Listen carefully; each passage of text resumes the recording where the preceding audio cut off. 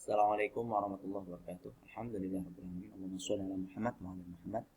Teman kali ini anak-anak kita melanjutkan untuk pembelajaran yang ketiga. Kita awali dengan membaca bismillah bersama-sama.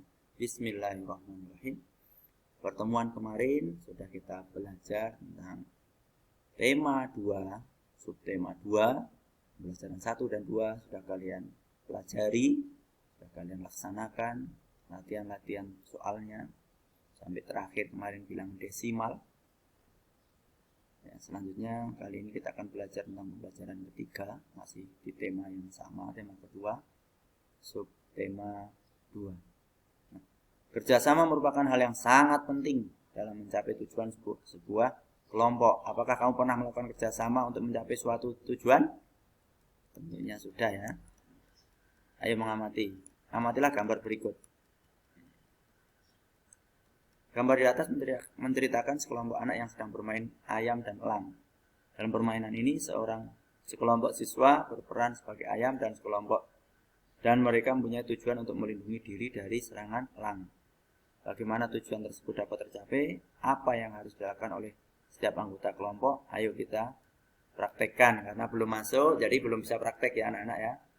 Bisa kalian praktekkan di rumah dengan saudaranya, kakaknya, atau adik-adiknya sudah.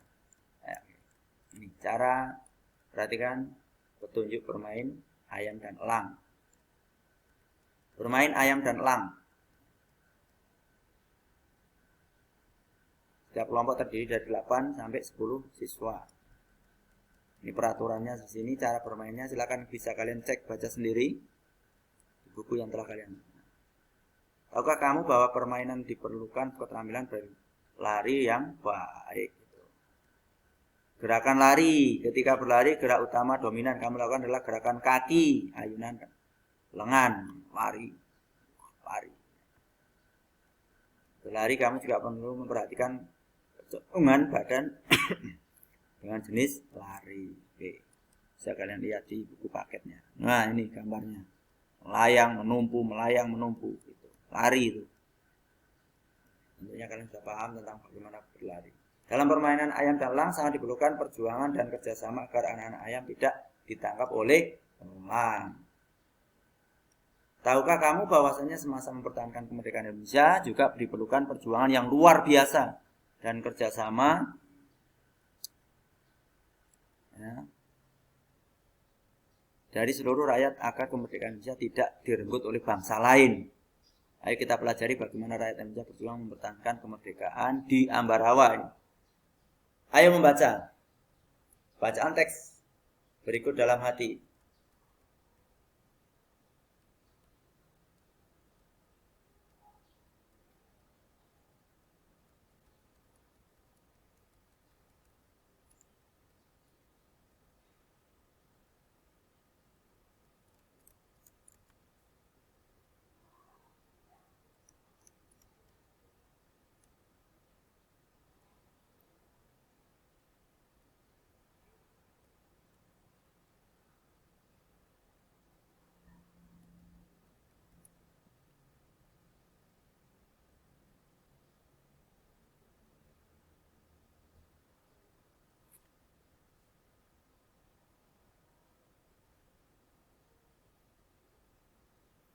Kalian boleh baca di buku paket yang sudah kalian pinjam. Kalau belum bisa cek di buku online.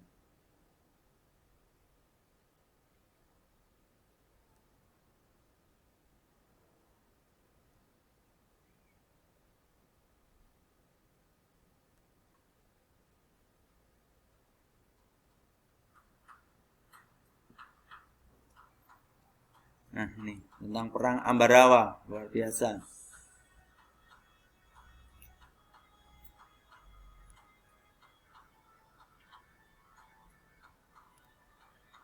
Setelah membaca teks di atas, lengkapi peta pikiran di sini.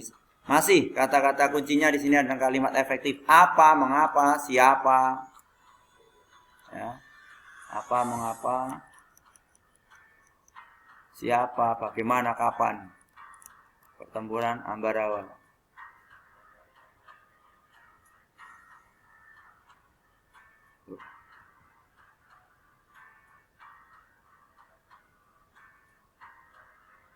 tukang. Ini tidak bisa dikerjakan teman-teman. Pertemuan Ambarawa merupakan salah satu pertemuan yang sangat bersejarah dalam upaya mempertahankan kemerdekaan Indonesia. Tentunya pertemuan tersebut memiliki makna sejarah bagi seluruh rakyat Indonesia.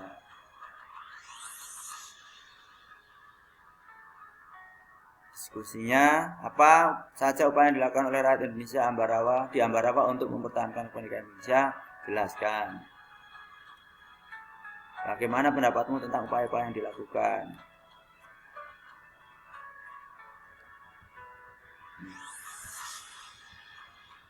Bagaimana pendapatmu tentang ciri sikap tentara nikah yang melanggar kesepakatan? Pendapatmu tentang taktik gelar supit orang?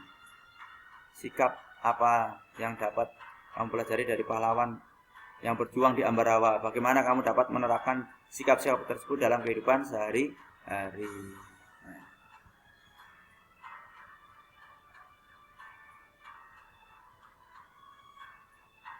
Tahukah kamu bahwa untuk memenangkan pertempuran di Ambarawa diperlukan kerjasama, persatuan, dan taktik agar bisa menang? Saya setuju. Ternyata prinsip kerjasama, persatuan, dan taktik juga diperlukan hewan dalam menyesuaikan diri dengan lingkungan. Bagaimana hewan?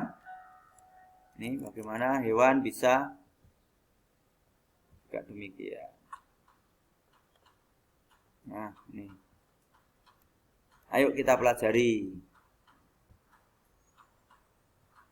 Tahukah kamu bahwa beberapa hewan juga menggunakan prinsip kerjasama, persatuan, dan taktik agar dapat menyesuaikan diri dengan lingkungannya? Hyena adalah contohnya. Salah satu cara yang dilakukan hewan ini agar tetap bertahan hidup adalah dengan bersatu dan bergerombol.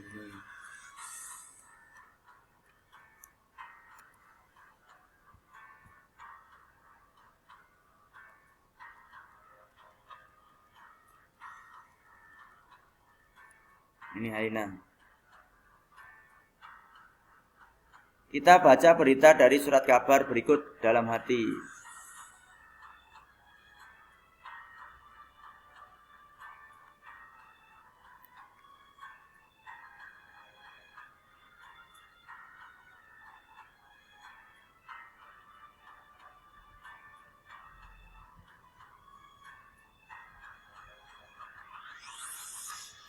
Kalian lihat di buku, dibaca lagi. Nah, sumber Merdeka.com. Bagaimana cara hyena mempertahankan diri di wilayahnya? Apa perbedaan hyena dengan hewan lainnya dalam mengatasi masalah?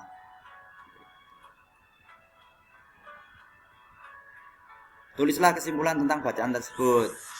Kamu sudah mengetahui bagaimana hyena mempertahankan diri. Sekarang kita akan mencari tahu bagaimana cara hewan lain beradaptasi. Yang pertama dengan kamuflase. Menyesuaikan diri dengan kondisi tempat yang sesuai dengan tubuhnya, misalnya belalang daun dan belalang sembah. Belalang sering hinggap pada daun. Yang kedua mimikri, bunglon, mimikri berubah warna. Misalnya ketika bunglon berada di batang kayu, warna kulitnya berubah jadi hijau, menjadi kecoklatan, kehitaman, dan sebaliknya. Perubahan warna ini membuat bunglon mampu membaur dengan lingkungan. Bunglon, mimikri. Yang autotomi, melepas bagian tubuh. Nah, ini tentang cicak, autotomi.